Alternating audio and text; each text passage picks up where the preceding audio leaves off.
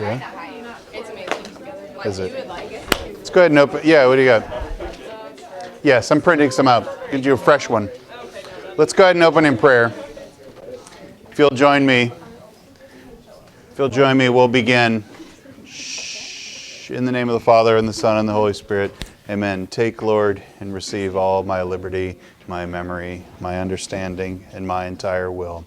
All I have and call my own, you have given all to me.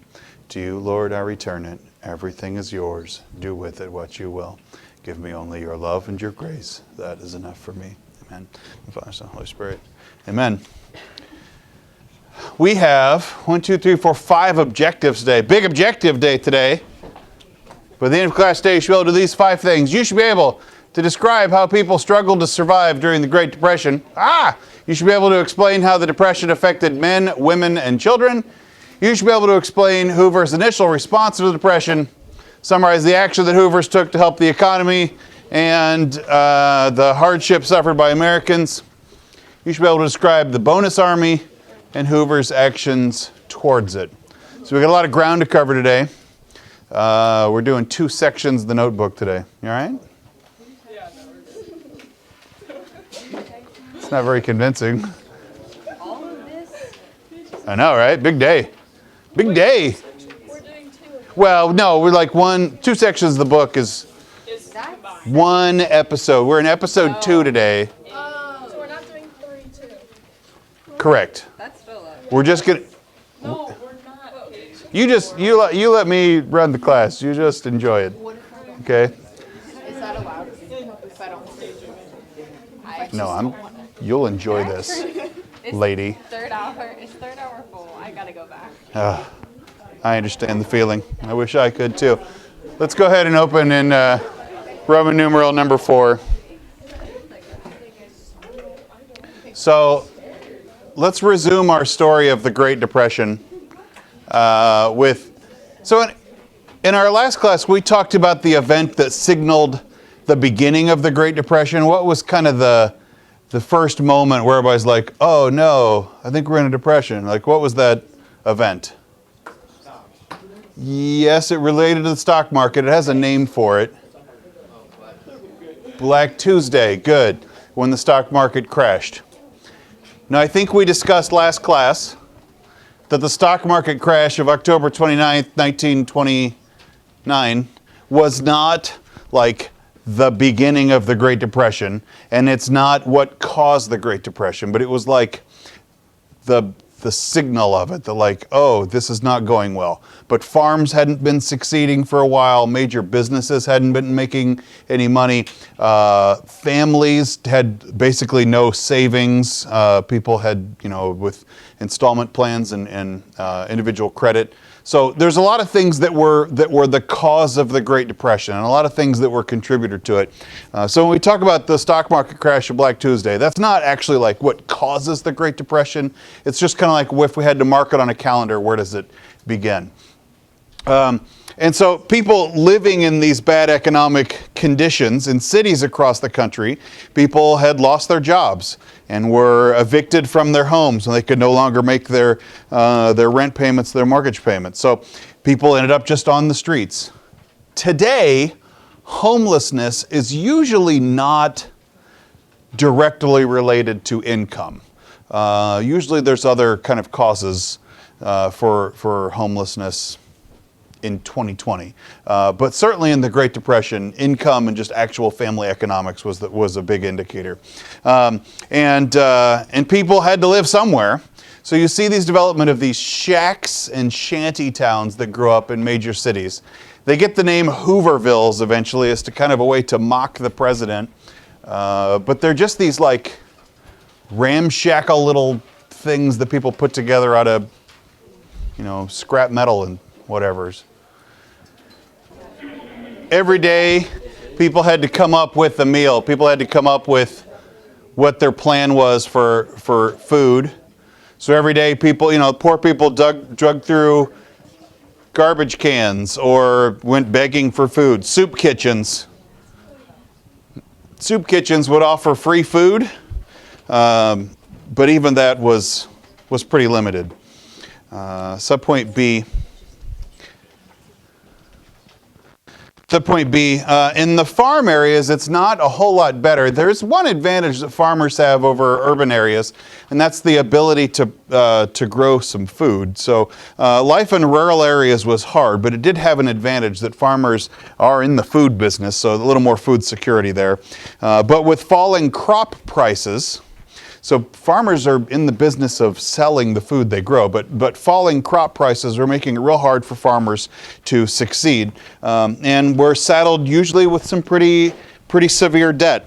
Between 1929 and 1932, around 400,000 farms were lost to foreclosure, where the farmers couldn't make their payments and lost the farms. And a lot of farmers turned into tenant farming, where they don't own the farm, they're renting farmland or are living on a property that's owned by somebody else in exchange for the farming. And that's a tough way to live. Tenant farming's a tough way to live. There's not much in it beyond survival. This is a real famous scene here. This was the first of what becomes known as the penny auction. And it's a family, the von Bonn family had lost their farm to a repossession. So the bank comes and, the farmers didn't pay their loans. The bank comes to go repossess the farm and then auction it off. The bank is going to go auction the farm for whatever they can get for it. The penny auction starts with this event where all of the people surrounding of the neighboring farms came to the auctioneer basically to threaten violence if they sold it. And anybody who wanted to show up and buy it, they're like, no, you don't want to buy that farm. And they're like, yes, I want to buy a farm. They're like, no, you don't want to buy that farm. And it was like this intimidation to stop people from buying the farm. The von Bonn family ended up buying their farm back from the bank for 1 penny, because that's as much as the auctioneer could get as the crowd intimidates them. This would be used for a few more times during the Great Depression. It's trying to just intimidate banks away from repossessions. They would start, bringing in police protection for the auctioneers and for the bidders. It's a tough deal. Subpoint C, and then it gets worse for farmers. In the 1930s, there was just a piece of climate that had changed. Just the weather changed, where there was a period of drought. Weather is cyclical. For the 1920s, it was pretty good growing weather. In the 1930s, there was pretty not good growing weather. There had been a theory, it's not very good science, but there had been a theory that goes that rain follows the plow. So as farmers were trying to cultivate more farmland, they move out onto the plains, it's just the grasslands out there. They basically bust the sod and turn that grasslands into farmland. There was a theory that doing that would affect the atmosphere and it would actually draw rain in, that cultivating the soil had an atmospheric change to where it would grow, it would start raining. That's not true, but it kind of looked like it in the 1920s in a period of just sort of good weather. They bust sod, they set up a farm, and it starts raining. They're like, rain follows the plow. Just a coincidence, because by the 1930s, the rain had stopped and we entered a period of drought. And it entered a period of drought after farmers had removed all of the grasslands which held that top layer of soil into place. So the drought comes, the crops fail, and then if you've ever been on the Kansas prairie, the wind really blows on the prairie, and it just picked up that top layer of topsoil and blew it away. I don't know if you've ever tried to dig in your backyard, planted a tree, or buried your little brother, something like that. I don't know. In your backyard, if you start digging a hole, or your front yard, whatever, the top layer of your soil in your backyard is probably pretty good soil. The stuff that your grass grows in, the stuff that they fertilize to get the yard going. Top layer of soil is probably pretty good soil. But if you keep digging, eventually you'll see the soil change. It'll go from that really dark brown, almost blackish soil to start turning more like tan and eventually sort of reddish, kind of an orange color. Kansas City is pretty typical for that. We have clay soil. The Great Plains have a lot of this. There's a top layer of soil that's nutritious soil that's good for growing stuff in. But you don't get down very far, and the soil's kind of trash. It just won't sustain root growth. There's no nutrients in the soil. That's what the farmers were dealing with. The top layer of soil what they were farming in was pretty good. But as soon as the drought came and the crops failed and there's nothing to hold that top layer in, the roots aren't holding it there, the wind just blows it off, and what's left is the clay soil below, which is trash soil you can't really farm with. It's just not good for cultivating crops in. And we have a lot of it in Kansas City. We have a lot of it in Kansas just in general. So anyway, this is what becomes known as the Dust Bowl. The wind scattered the topsoil, basically just sort of blew it across the country. They talk about like Chicago was covered in Kansas dirt because it just picked it up and blew it across the prairie. The Dust Bowl was kind of this area right through here, but then the dust storms that come out of it, I mean, Kansas City is pretty much solidly in it. That farmers would just, you'd be out there in your house and the dust would blow through and it looked like nighttime in the middle of the day, but you can't breathe anything. It's real sad stories. And so people just picked up and left. You're a farmer, you can't farm anymore. Your farm is just blown away. You're going to lose your farm to the bank anyway. And so people just left. They became known as the Okies, which is like Oklahoma, people from Oklahoma. But everybody that was a Dust Bowl migrant was just called an Okie, no matter where you were from, which is a pretty big insult, I think, to be called an Oklahoman. But I wouldn't like it. Very typically, they moved west to California. There is good farmland in California. The Central Valley is good farms. And a lot of people went to California looking for a better life. But there they just found kind of the same conditions. Crop prices weren't any better in California. It was just a hard way to live. Roman numeral number 5. Let's talk about its effect on families. We'll start with how typically grown men had to deal with the Great Depression. And the truth is they didn't deal with it very well. A lot of grown men had real difficulty coping with unemployment. It was the custom that men were to be the wage earners, the breadwinners of the family. But in the peak of the Depression, it's 1 in 4 people were out of work, a 25% unemployment rate. That became real devastating on the families. And some became so discouraged that they just stopped trying to find work. You see a real high incidence of people just leaving their families, just picking up and abandoning their families and going to find work somewhere or to just go away. It's one less mouth to feed. As many as maybe 300,000 people just became transients. They called them the hobos, and they just hopped on freight trains and rode the country and just got away and just went somewhere else, became beggars, sleeping under bridges. The hobos of the 1930s were almost entirely men, almost entirely grown men. During the early years of the Great Depression, there wasn't any system of welfare. There wasn't any system of federal relief. So it was up to private charities or locally run relief, cities and stuff. But they ran out of money pretty fast, and the benefits were pretty meager.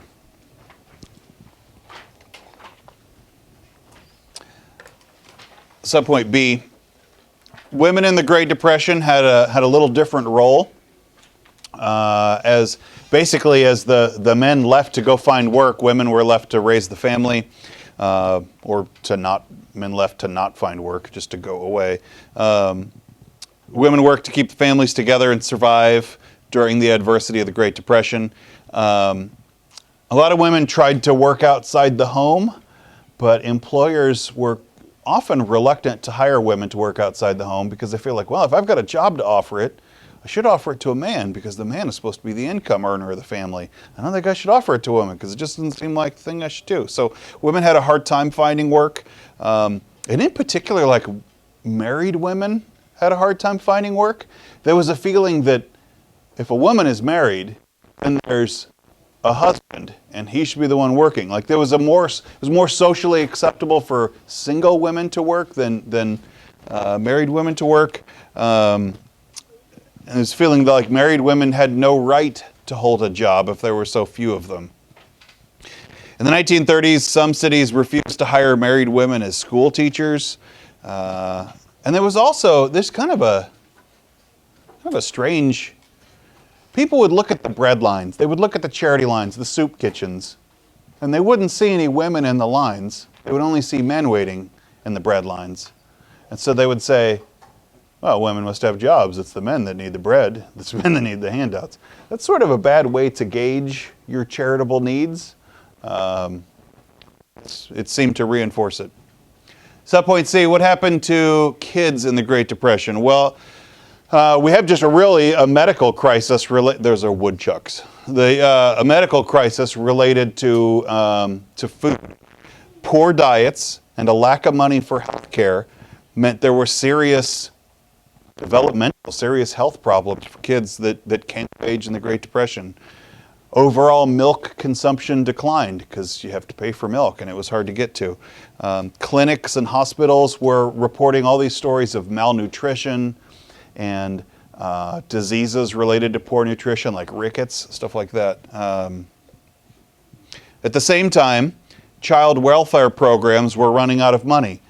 If you hear that kids need help, you want to try to help them, but they all need help, and they just ran out of money to trying to assist people. Schools, kind of one of the reasons why you have a summer break is because schools had to start closing and shortening their school years because they were just running out of budget money. So like your summer break exists because it's just expensive to shoot a school year round. And by 1933, 2,600 schools had shut down. 300,000 students were unable to go to school. School years were shortened if you were in school. Thousands of children just went back to work. All of that work in the progressive era of trying to end child labor and improve working conditions, the Great Depression undid so much of it, where kids returned to work in sweatshops in bad conditions. Teenagers ended up looking for some kind of way out of the suffering. If they were old enough to go to work, they tried.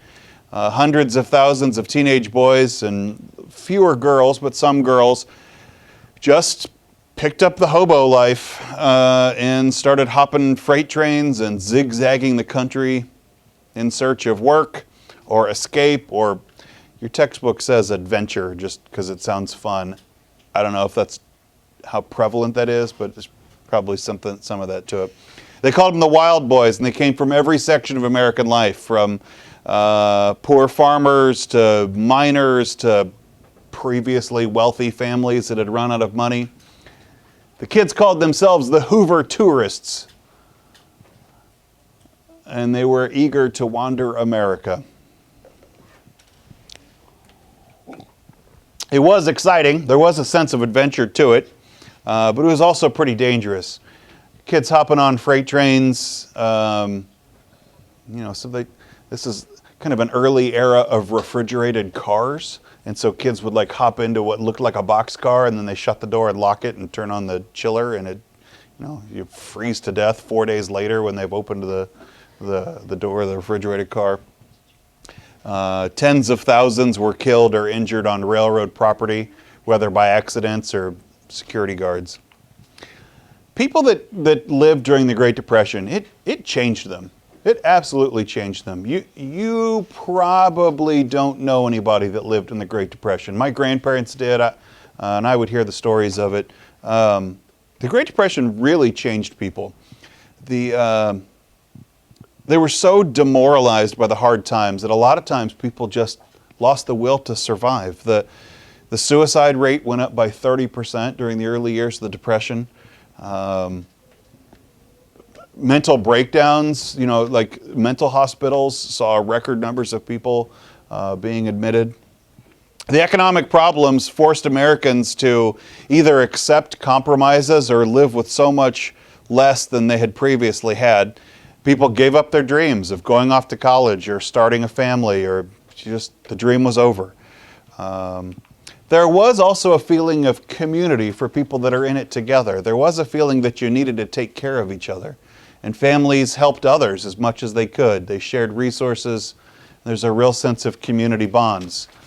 I've read how there was sort of a secret code among hobos that would travel the country, that they could mark houses as a place where if you went begging at this house, you were likely to get some kind of food. There was like a code. People would scratch it in the fence posts out front, like this house has food, something like that. Because families could share. If they had something to share, you felt like there was an obligation to go help somebody. But it also developed a sense of like savings and thriftiness. My grandparents saved everything. I mean, their household trash would fit in a grocery sack. They saved everything. Every piece of aluminum foil could be reused again and again. My grandmother would wash aluminum foil after cooking with it and flatten it out and try to go reuse it again later. And this is by the 80s when the Great Depression's over, but it changed the way that people thought. They would unwrap Christmas presents and then fold the wrapping paper so they could go use it again later. People saved everything because it just felt like the Depression could happen again. And if you came of age in it, it changed you. It absolutely changed you. Roman numeral number 6. So how does Hoover try to deal with this economic situation? And we have almost like 2 different eras of Herbert Hoover's presidency in the one term of office that he served. There's like 2 different eras. The first one is Hoover the capitalist who feels like this is temporary. And the business cycle in America has the boom and bust cycle. It goes up and down. There's times the economy is good and sometimes it drags. And it's a known cycle. Economists say that there's a boom and bust and it's a regular pattern. And Hoover said, we're just in a bust cycle and we'll survive this. We've survived them before. And so Hoover doesn't actually take a strong position to try to manage the economy. He also doesn't try to take a strong position in trying to help people out. For a while, he actually just tries to reassure people that it's going to be over. He says any confidence in the economic future is foolish. And the most important thing is to be optimistic. We'll get through this. Business as usual. To a certain extent, this is true. The business cycle does boom and bust. And it's, like I said, it's a known cycle. But it also made Hoover seem a little heartless. It also made him seem like he was a little cold. There was a feeling that like maybe we should just do nothing. Policy leaders said just don't do anything. It's not the government's job to go manage the business cycle. Hoover had been an engineer. He was a bit of a scientist, and he understood the technical power of reason and figuring out answers. So he's probably a little clinical, a little cold on his approach to the Depression. But Hoover is also a humanitarian. You'll remember that he led the food relief program in World War I that almost saved an entire continent. It's not like he wants to see people starve. But he also thought that it was like not the job of government, but the job of charities to go help people. He had what he thought of as the American individualism or rugged individualism, that it's an American's job to take care of his own business. If times are hard, I'm sorry, times are hard, but you got to pull yourself up. It's not the government's job to go pick people up. And that people should take care of themselves and their own families rather than depend on the government to bail them out. That's not what governments should do, at least according to Hoover. And so Hoover did not support federal welfare. He doesn't encourage a welfare or a handout program at all. He thought that handouts made people weak, and if the government gives you money, that you're weakening your own moral fiber. Instead, he said that charities should help each other out, that families should help each other out, individuals should help each other out, but it's not Washington, D.C.'s job to do it. That said, by midpoint in Hoover's presidency, there's some kind of a shift where he starts to say, okay, maybe this thing is worse than we thought. And he began to take some cautious steps towards economic recovery and to like some kind of a welfare program. The classic rap about Hoover is that it's too little too late, that he put it off so long the Depression got out of hand. And then when he tried to fix it, he just didn't do enough to fix it. That's sort of the classic rap on Herbert Hoover, too little too late. His political philosophy said he should be cautious about the Depression. But he did ask businesses, some labor leaders, and he says, okay guys, if you're having hard times, please don't lay people off. Just take a hit for a while. Try to avoid layoffs. And he would go to unions and he says, I know that you have times of pay cuts and unions want to go on strike. Work together. Don't go on strike. It's hard. We're all trying to make it. Don't do anything rash. He tried to create special organizations and private charities to help the poor. Truthfully, though, none of them made much of a difference. The problem was getting out of Hoover's hands. And a year after the Wall Street crash, the economy was still shrinking, unemployment was still rising, and it looked like everything was getting worse. We will say one thing that Hoover did, which was a success, and it remains a success today, and that's the creation of Boulder Dam. Although it's a Catholic school, I'd appreciate it if you'd call it the Boulder Dang It. Thank you. Appreciate that. So the Boulder Dang It was built on the Colorado River. It's not far from Las Vegas. Today it's called the Hoover Dang It. It's named after him, but it was the Boulder Dang It then. And he did. Now he had actually planned on this for a long time. You look so skeptical about this. Okay, good. He had actually planned this clear back when Coolidge was president and Hoover was the Secretary of Commerce. He had this brilliant idea. He says, this project is too big for any one state to operate. This needs to be a federal government project. But you also got to remember Hoover. He doesn't like federal government projects. So he says, I think what we could do is the federal government will front the money for this, but eventually the Boulder Dang It will start producing an income because there's a power generating station in it. That the water in Lake Mead behind it will run it through a turbine, and it can create electricity, and we can sell the power. It's a power generation station, and will eventually pay off the whole construction project.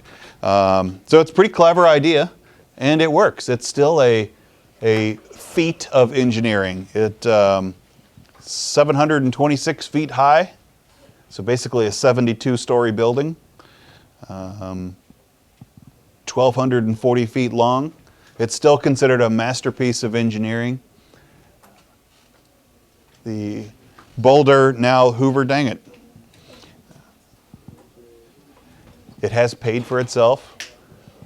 There's so much concrete in there. So concrete doesn't dry, it cures. It's a chemical process where it hardens up.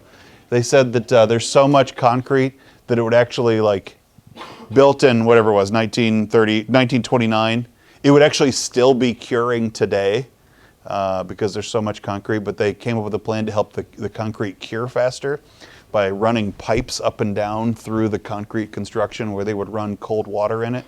And so it would keep the concrete from getting so hot to slow down its curing process. And then, once it was cured, they just filled the pipes up with new concrete. So it's all solid. But pretty clever construction. Have I ever seen it? Has anybody ever been out there? I've never been.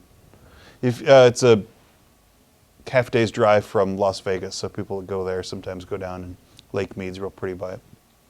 All right, subpoint E. As Americans grew more and more frustrated by the Depression, there's also a sense of lashing out. And the first one we're going to talk about is how the farmers reacted to it. So farmers were stung by low crop prices. They just weren't earning enough money from selling their food at market. And so a lot of farmers tried to, theoretically, they're trying to lower the supply. Theoretically, they're trying to lower the supply. So farmers declared a farm holiday. Farmer said, we're just not going to plant anything this year. If we plant all this crops, we spend all of the money planting it, and we harvest it, and we take it to market, and we earn less money than it cost us to grow it, we would be money ahead by not doing anything. So a lot of farmers just said, farm holiday, we're not going to plant anything. Take a year off. And then they would go so far as to blocking the roads to markets, is keep their neighbors from planting food, to just try to create disruption in the agricultural market. Or I like this picture of the dairy farmers just dumping milk on the side of the road. Milk costs us more to sell it than it does to produce it. So they're just dumping it out. They're this is wasted. We can't do anything with it. This also made people kind of pissed because it's like they're in the cities, there's a shortage of food and people are going hungry and they have to line up in bread lines, and farmers are just wasting food just because the market won't bear it. But it's a disruptive market. In city, and then some farmers, I think we said earlier at the penny auction, farmers were using force and intimidation to prevent farms from being foreclosed on. In cities, what you see is the development of those shanty towns we talked about earlier. They call them Hoovervilles just to mock the president. People are just living in these little sheds and shacks that they build. Or people would talk about, they would pull their pockets out of their pants and they're like, look, I'm flying a Hoover flag. You know, like my pockets are empty. I don't have anything in my pockets. Just as a way of mocking the president, try to show off their economic troubles. People who a couple of years before thought that Herbert Hoover was an awesome choice, a couple of years later thought he was a total disaster. Roman numeral number 7. Let's talk about some further actions. As time went on and the Depression got worse, Hoover tried to soften his position on government intervention. He created something called the Federal Farm Board, which was to try to raise crop prices by helping people to manage the market better. And the National Credit Corporation, which would loan money to small banks to try to keep them afloat. But the truth is that didn't really work. And by 1931, everything looks like it's getting worse. In 1931, we're a year out from a presidential election, and Hoover has to go stand for re-election. In 1932, he takes an attempt called the Federal Home Loan Bank Act to try to shore up lending. He authorizes the Reconstruction Finance Corporation, where they try to encourage businesses to stay afloat with new loans. Now, the goal was that if you could keep enough businesses solvent, if you could get enough money and enough loans to keep companies operating during the hard times, then they would be able to hire people, or at least continue to hire people, and you could create jobs and income further down the chain. But what it kind of looked like was that Hoover was only interested in helping out rich business owners and not really interested in helping out people on the bottom. The theory was that you could create the benefits which could trickle down to an employee, but people are like, man, we don't have time for trickle down. We're starving here. You need to help from the bottom up. In his first 5 months of operation, the Reconstruction Finance Corporation loaned more than $805 million to big corporations, but the businesses continued to fail. It was an unprecedented example of Hoover managing an economy, but it was too little and too late. And then he makes it worse. Not the economy, but his public image. In 1924, so in the middle of the Roaring '20s, Congress had decided to make a pension payout to World War I veterans. Said, hey, you served our country in a time of war. It was like, they called it the bonus that was to be paid out in 1945. And so in the forms of cash and a life insurance policy. It was essentially like a pension that somebody could try to retire on. But by the 1930s, the economy has crashed, and World War I veterans said, man, I may not make it to 1945. My family is starving now. And so they marched on Washington to go support a bill through Congress which would pay out the bonus early. They called themselves the Bonus Expeditionary Force. It was a play on the American Expeditionary Force, is what we called the Army in World War I. They called themselves the Bonus Expeditionary Force, or the Bonus March, the Bonus Army. And they came to Washington, D.C. and set up an army camp out on the grounds in front of the Capitol. Hoover was suspicious of all of this. Hoover looks at it and he says, this doesn't look good. I think I'd mentioned this one of the last classes, that when you're at 23 or 25% unemployment, that's when you start to feel like it's time to go grab the pitchforks and the torches and overthrow your government. Like, that's crisis level unemployment. And here you have Army veterans who appear to be marching on their capital, and Hoover is like, is this the revolution? Is this what it looks like? Is this what a revolution looks like? And so Hoover's pretty nervous about it. They're there to go cheer on a bill going through Congress to pay on earlier. And Hoover's like, okay, as long as it's a peaceful assembly, we're gonna allow it. And he even went as far as sending food and camp supplies to erect a shanty town, basically on federal grounds. That was spring of 1932. By June of 1932, the bill comes up to a vote in Congress, and it fails. The bill fails in Congress, and Hoover's like, all right, bonus Army, stay with me, guys. Hoover's like, all right, bonus Army, good effort, but it's over. Time for you to go home. And the bonus marchers are like, well, we don't really have a home to go to, so I think we're going to stay here until you pay us out the bonus. And Hoover's like, we just voted on that and it didn't fly, so I think you need to go. The bonus Army's like, no, I think we're going to stay.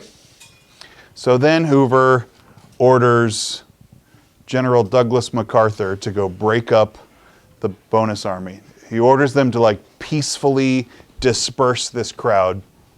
But in a move that is totally a Douglas MacArthur move, he overstepped his bounds. MacArthur commanded an infantry regiment. Major George Patton led a cavalry regiment and 6 battle tanks to go charge on Army veterans who were encamped. The bonus Army actually thought that they were coming to support them. They said, oh, hey, we're Army veterans. Here's the Army. This is awesome. Yeah, good. But go bonus payouts. Yeah. And then the cavalry turns and charges into the crowd. The cavalry charged, and the infantry drops their rifles with bayonets fixed and begins marching in again. They blow tear gas into the bonus Army camps. President Hoover ordered the assault to be stopped, but MacArthur just ignored him and ordered a new attack. In the course of the operation, they gassed 1,000 Army veterans. There were kids encamped there as well. A 12-week-old baby was encamped and died. An 8-year-old kid was blinded. People were shot. A lot were injured. And Americans were stunned and outraged that the United States Army would attack its own people, its own veterans. Hoover's image suffered, and this also happens while people are staring down the next election. Franklin D. Roosevelt said, aha, this is going to elect me, and it probably sealed Hoover's fate.